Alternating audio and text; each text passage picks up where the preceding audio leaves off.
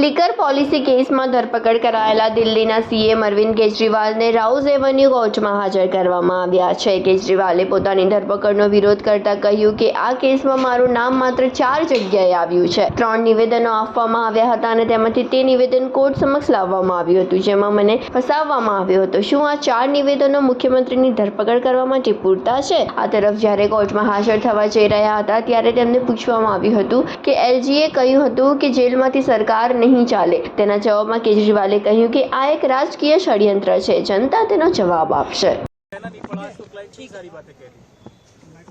ऐसा नहीं है। जो उनकी एप्लीकेशन लगी थी पुलिस रिमांड के लिए, उसमें जो ग्राउंड्स लिखे थे वो लीगली बिल्कुल सस्टेनेबल नहीं थे ग्राउंड।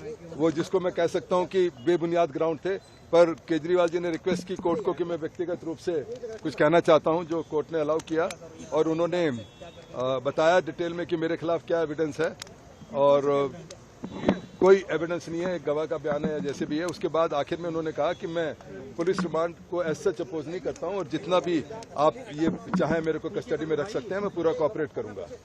उसके बाद हमने जैसा आपको कहा कि ये हम जो कह रहे हैं कोऑपरेट करेंगे, इसका अर्थ ये नहीं है कि हमने जो ग्राउंड इनके लिखे हैं उनको मान रहे हैं। इनके ग्राउंड जो है वो हम अपोज कर रहे हैं कि इनके इन ग्राउंड्स पर पुलिस रिमांड नहीं दिया जा सकता। पर हमारा क्लाइंट खुद कह रहा है कि मैं पुलिस रिमांड दे दो, मैं कोऑपरेट करने को तैयार हूं, इसलिए शायद अब जज साहब ऑर्डर करेंगे।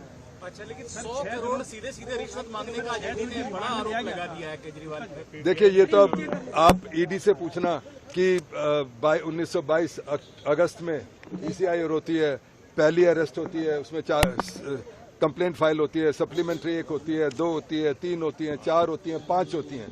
उसमें कभी भी एक बार भी ये नहीं कहा गया कि भाई केजरीवाल पर कोई इल्जाम है। अचानक अब जब चुनाव, मैं तो हालांकि लॉयर हूं, इस बात में नहीं मैं पढ़ता, पर अब आकर उन्होंने इसको अरेस्ट किया और कहा कि 100 करोड़ की इन्होंने डिमांड की थी। तो ये तो ईडी एक्सप्लेन करेगी या जब समय आएगा, जब आप सबको पता लगेगा। केजरीवाल जी ने यह भी कहा कि जिस गवाह के बयान पर आप मेरे को अरेस्ट कर रहे हैं, उस गवाह ने 50 करोड़ के जो इलेक्टोरल बॉन्ड थे बीजेपी पार्टी को दिए हैं और उसके बाद उसकी बेल होने के बाद दिए हैं। तो क्या ये मनी लॉन्ड्रिंग नहीं है? क्या इस बात पर इन्वेस्टिगेशन नहीं होनी चाहिए? तो आज यही बात है। एज ए काउंसिल सर, आप संतुष्ट हैं? केजरीवाल ने खुद अपनी सारी बातें कह दी या कुछ कहना था जो रह गया, मौका नहीं मिल पाया? आप कहते और कहते। अब ऐसा है कि जज साहब ने ज्यादा टाइम नहीं दिया, पर मैं समझता हूँ कि आज के दिन इतना ही कहना काफी था। ठीक है, उनके पास किस तरीके से मनी लॉन्ड्रिंग बाद में हो रही है? नहीं, मैंने तो सुना नहीं ऐसे अभी। सर, ईडी का कहना है कि जो अरविंद केजरीवाल ने सबमिशंस किए हैं इलेक्टोरल बॉन्ड्स को लेकर, वो इस केस से बिल्कुल रेलेवेंट ही नहीं है। अब ये तो आप लोग भी इतने दिन से मेरे से ज्यादा फॉलो कर रहे हो इस केस को।